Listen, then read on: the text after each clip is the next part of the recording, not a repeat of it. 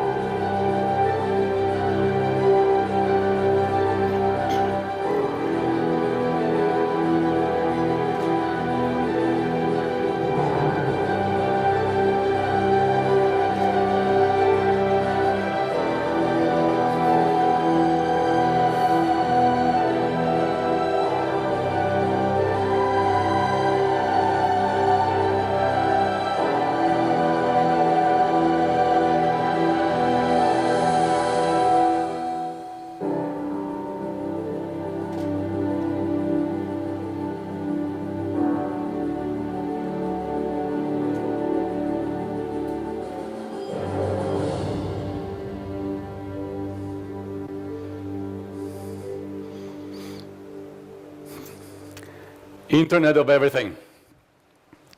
What we're about to experience over the next 10 years will have an unprecedented impact on how we conduct our jobs, our businesses, and our lives. Again, my name is Maciej Kranz, and I'm really honored to be here. And if you were to take two messages from the next 30 minutes, these two messages are: Internet of Everything will have a greater impact on the world economy than the original internet had over the 20 years. And I know it's a tall order. And the second message, Internet of Everything is not just a great vision, it's not the future, it is here and now. But let's step back and look at the last 20 years. We recently celebrated the 20th anniversary of the commercial internet. And if you, some of you are old enough to remember, if you go back to the early 1990s, we started the commercial internet with just basic connectivity, with email, with browsing, with search. Then in the late 90s, we moved into doing business on the net. How many of you still remember using your credit card for the first time to buy something on the net, right? I still remember it was a pretty interesting experience. Then over the last 7 to 10 years, we went through the immersive experiences when the terms like actually entered our vocabulary, when we started focusing on mobile. And I don't know about you, but my wife actually tells me that when I come home, I need to put this device down and start talking to the kids. But we addicted to this, right? When we started moving to the cloud, where 80% of all the applications are now cloud ready, and where video became 60% of all the internet traffic. But in the process, the number of connected devices has really skyrocketed.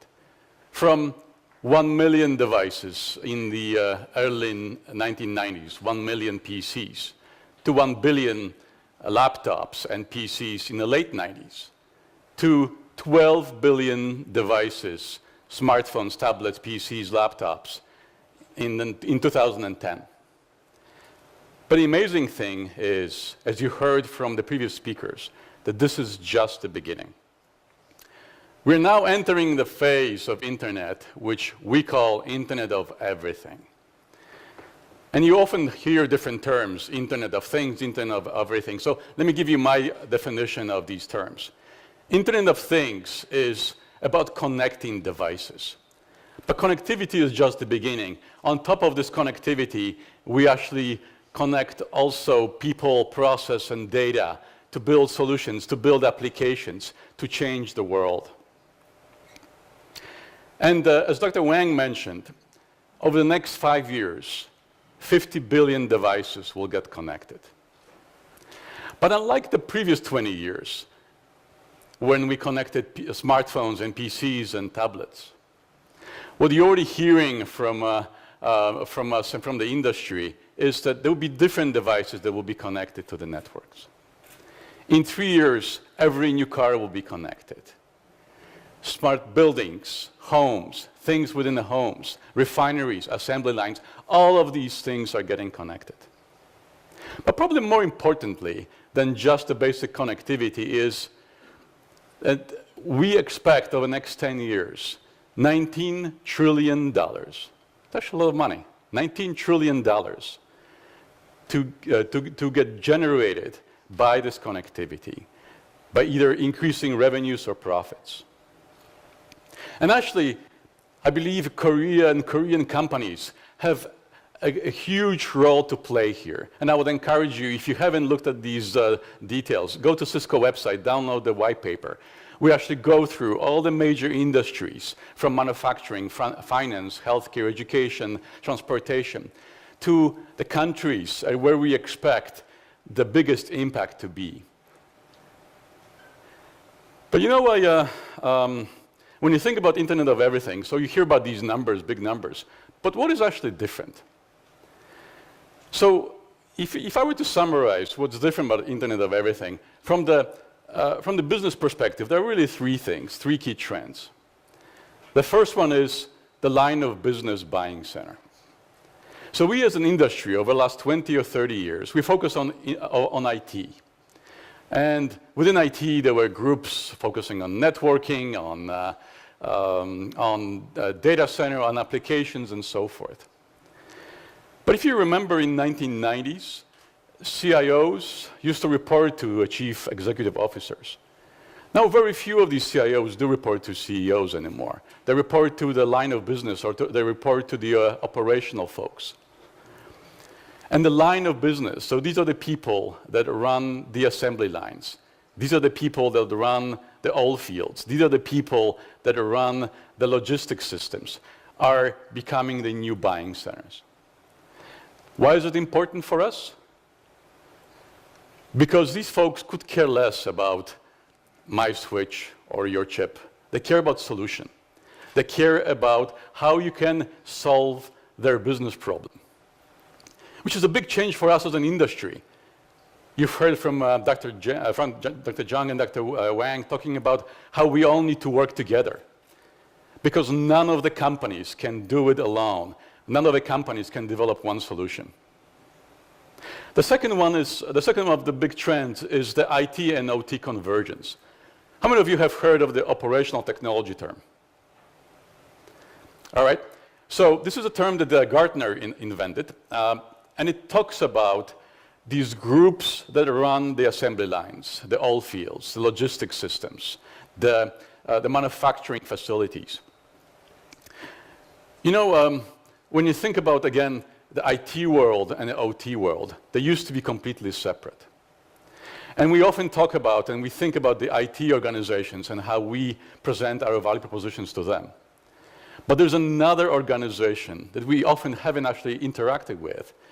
It's called the Operational Technology Group. They also have a networking team. They also have a data team. They also have a security team. But these teams rarely talk to each other. But because of the major use cases, very compelling use cases that are emerging, and I'll talk about in a moment, that require the data to flow from the assembly line to the enterprise, to the cloud. These worlds are starting to merge. And these worlds actually starting to merge not only from a technology perspective, but also from the architecture perspective and the organizational perspective. I can give you an example. There are these teams in in one of the car manufacturers. And again, one team focused on IT, one team focused on OT. They never talked to each other. They never actually interacted. They actually felt threatened by each other. But this car manufacturer realized that this convergence needs to happen. So they actually swapped the heads of these groups, and now the collaboration started to happen. And the last but not least, it's moved to the open standards. So when you think about these OT environments, these line of business environments, they tended to rely on old, proprietary, or very specialized technologies. But now we started to see the movement from these specialized technologies into open standards, into IP, into the open standards that we all know from the IT side of the world. These same standards are now being adopted on the OT side. So these three things, open standards, OT and IT convergence, and line of business as a new buying center, are the new trends that are defining the Internet of Everything. You know, last year I traveled 300,000 miles. And it's not that I enjoy getting on the plane and people actually recognizing me. But I thought it was really important for us to look at all the major industries and start looking at the common themes and common trends. Because if Internet of Everything is about developing custom solutions, one customer or one industry at a time, it will be very challenging for all of us. When you heard about the previous speeches, it's all about scale. It's all about how we build the billion of devices. So we have to actually develop these use cases that go across the industries. And then at the end of the day, I came up with 4 different areas of focus. And they actually build on one another. Real-time, scale, analytics, and security. So let me give you some examples. Real-time. Being able to look at all the assembly lines that you have around the world and monitor them remotely for security, for consistency, is actually a big deal.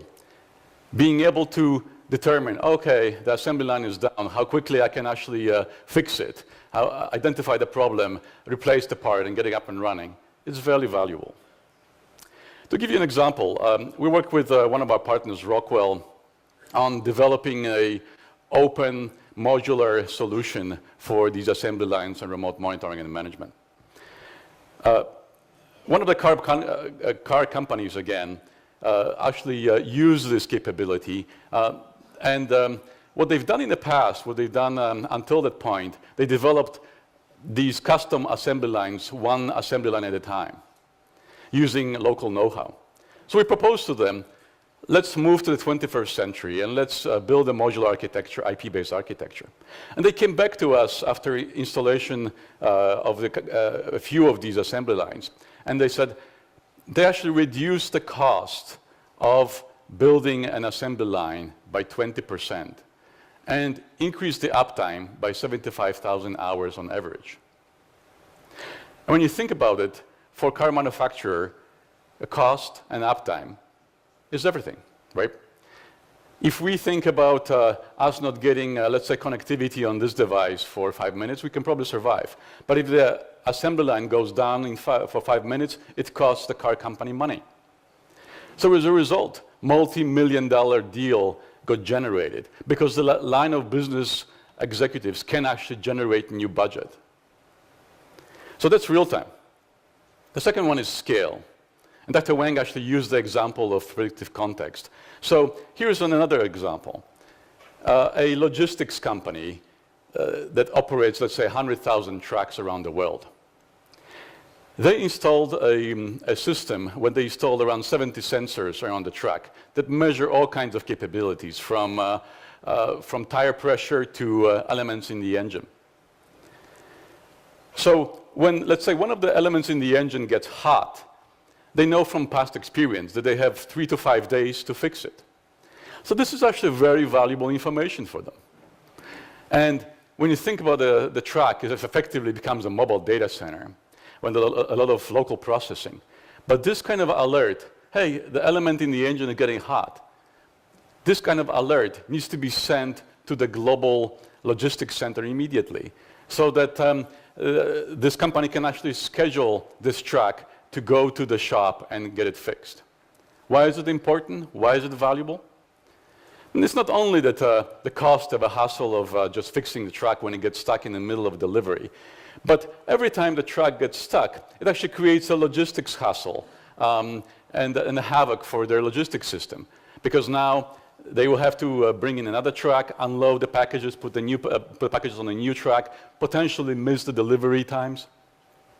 Again, it's a business value that matters.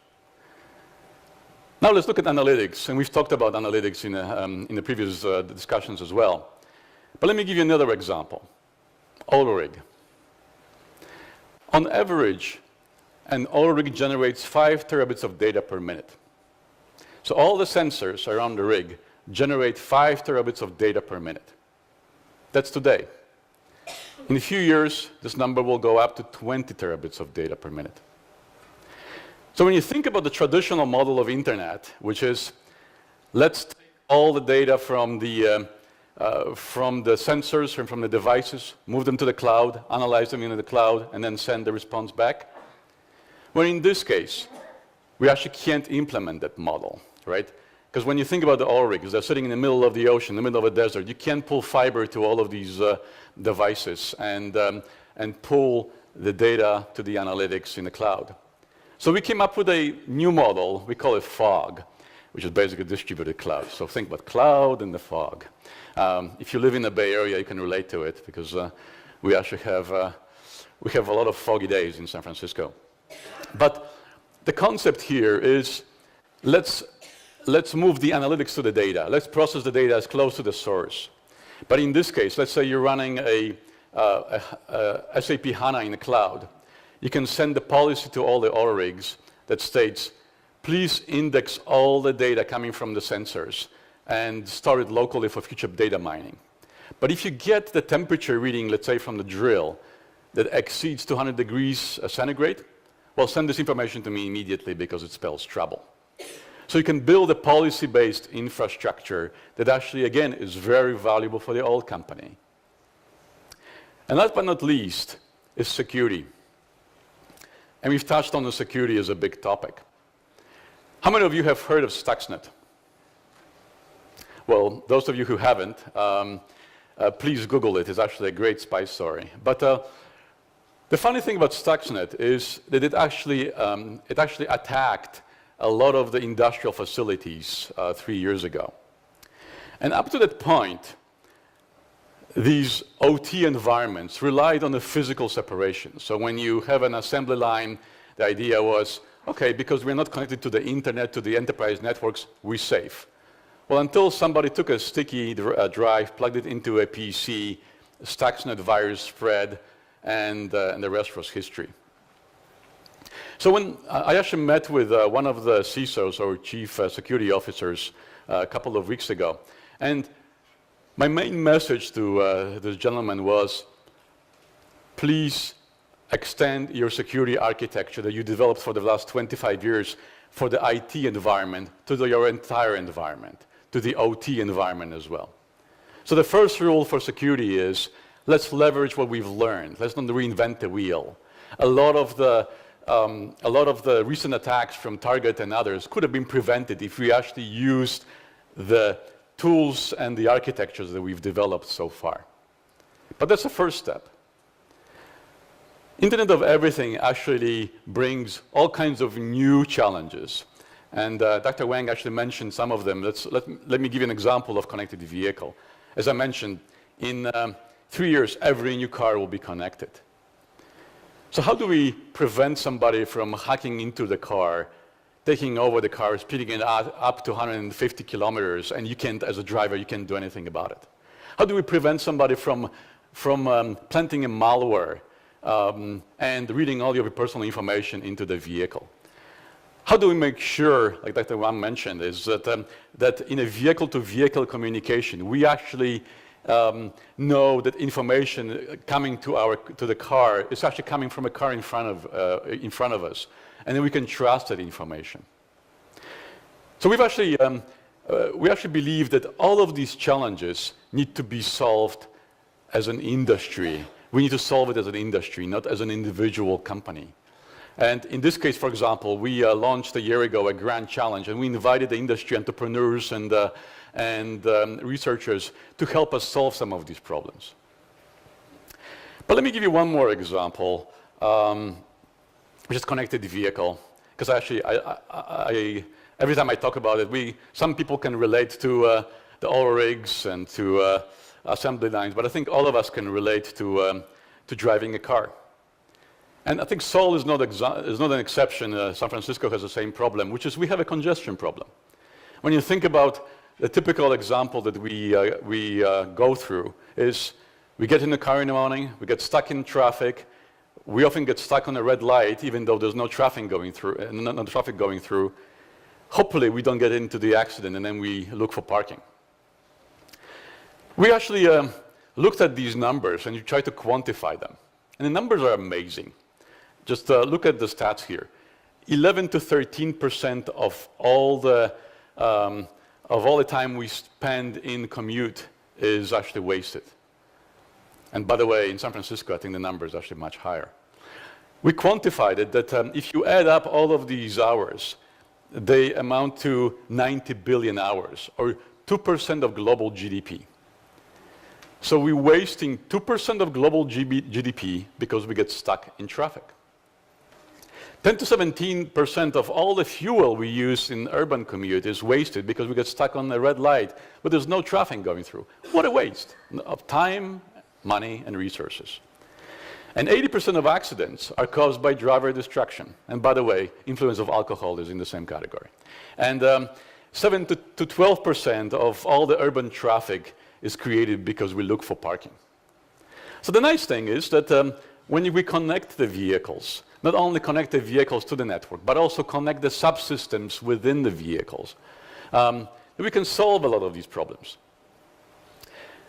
So when you think about the vehicle-to-vehicle or vehicle-to-infrastructure communication, we've actually been working on these systems with the government, Department of Transportation in the US, for example, so that when you imagine that the cars are all getting connected now, they will not only communicate with each other, but they will communicate also to the intersection, to the traffic lights.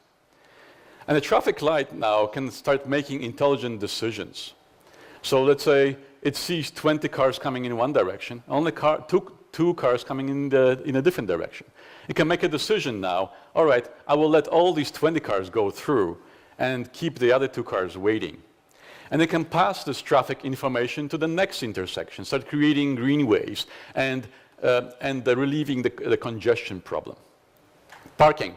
We've been working with the parking companies or companies that create the parking solutions. So when I want to go to San Francisco, I live in the South Bay. When I want to go to San Francisco, I can pick up my iPhone. I can say, all right, please reserve this parking spot for me. What's important about parking is that it is either second or third largest revenue source for the cities around the world, after all kinds of taxes. And we've demonstrated that by deploying these kind of parking solutions, the companies, the cities can actually save around 30% of cost of operating parking infrastructure. But more importantly, they, on average, increased their revenues from parking by 20%. Because now you can actually optimize the use of a parking spots. You can offer a varied pricing. So for example, if there's an event, you can charge more. If there's plenty of parking spaces available, you can charge less. Connected public transport solutions. So we've worked with one of our partners to connect 5,000 buses in one of the major cities. And so now in the logistics system, they can actually look at all the buses. They can monitor that all of them are operating at full capacity.